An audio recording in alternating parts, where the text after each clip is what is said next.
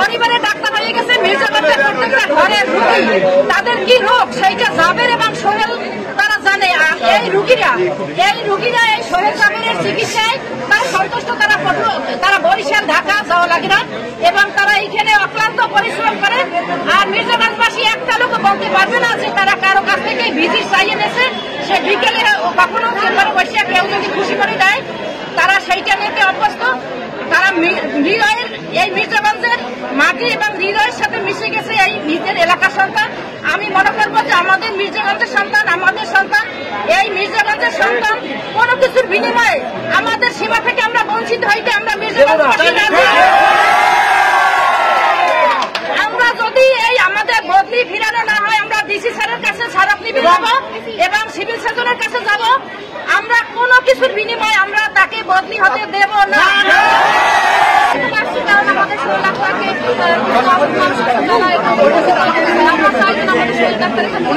কারণ আমাদের শরীর ডাক্তার অনেক ভালো মানুষ, সে রোগীদের বিনা মূল্যে সেবা দেয়।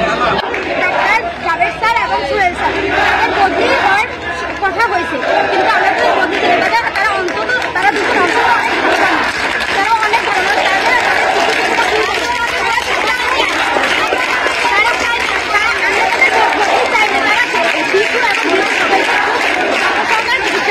সবই ভালো জানেন।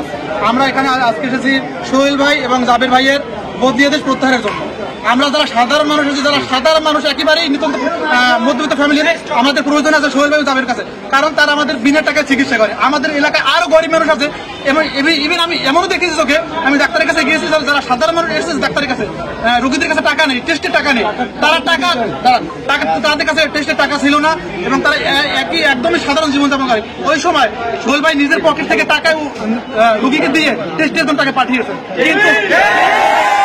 কিন্তু মির্জাগঞ্জ উপজেলায় কিছু দালাল আছে এবং চিকিৎসার সিন্ডিকেট আছে। এই সিন্ডিকেটের বিরুদ্ধে আমরা সাধারণ মানুষ এখানে দেখবেন, আমি সবই সাধারণ মানুষ।